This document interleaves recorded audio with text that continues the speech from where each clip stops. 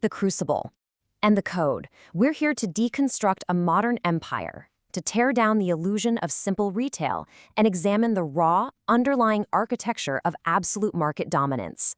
Prepare yourself for this explainer. We are diving into the anatomy of a titan. It began in a garage, just a man, a computer, and a staggering statistic. The internet was growing at 2,300%, and it ended retail as we knew it. Look, this isn't merely the story of a business. It's the story of a global paradigm shift, a relentless extraction of friction from human commerce. Part 1. The Genesis of Dominance. 1994. The garage. Just consider the absolute audacity required in that moment.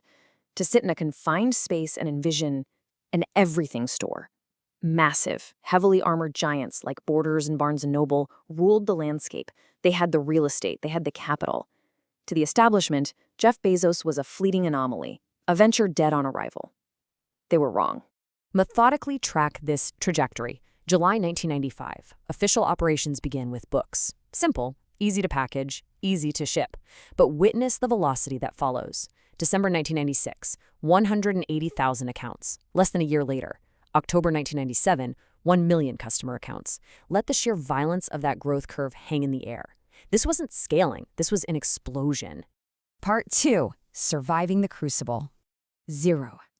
Just let this heavy silence echo. 0. That is the exact amount of profit this company made during its first 6 whole years of operation. 6 years of bleeding cash. 6 years of building infrastructure while Wall Street watched and waited for the collapse. And the critics circled. Amazon dot bomb. That's what the financial journalists called them. The established chains built their own websites, and analysts just nodded in agreement, waiting for the inevitable slaughter. Feel the doubt that must have permeated that company, but they held the line. And finally, in the fourth quarter of 2001, the tension broke. $5.8 million, their first profit. The bomb didn't detonate. It launched. Part 3. The Primal Law. This is the anatomy of extreme customer obsession, customer experience, customer value, customer lifecycle. This is not about customer service with a smile. This is a calculated, strategic organizational approach.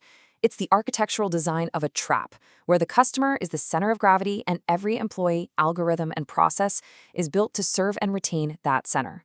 These are the core tenets, ancient, primal laws of corporate warfare. Number 1, build the world's most customer-centric company. Number 2, establish a place to buy absolutely anything. Number 3, personalize the store for every single individual. They didn't just want a slice of the market. They wanted to build 10 million different stores for 10 million different customers. Total personalized consumption. Part 4. The Flywheel Engine. Witness a ruthless, unbreakable logic. Step 1. Large selection. You offer everything so the customer always finds what they want. That creates a superior experience. Step 2. That experience drives traffic, luring sellers who bring their goods. Competition ensues, driving low price. Step 3. Fast delivery, the final hook. And this cycle repeats, an inescapable gravity well of growth. Within this flywheel exists an arena, the buy box, a feature granting one single seller the buy button. Understand what this really is, a gladiator pit.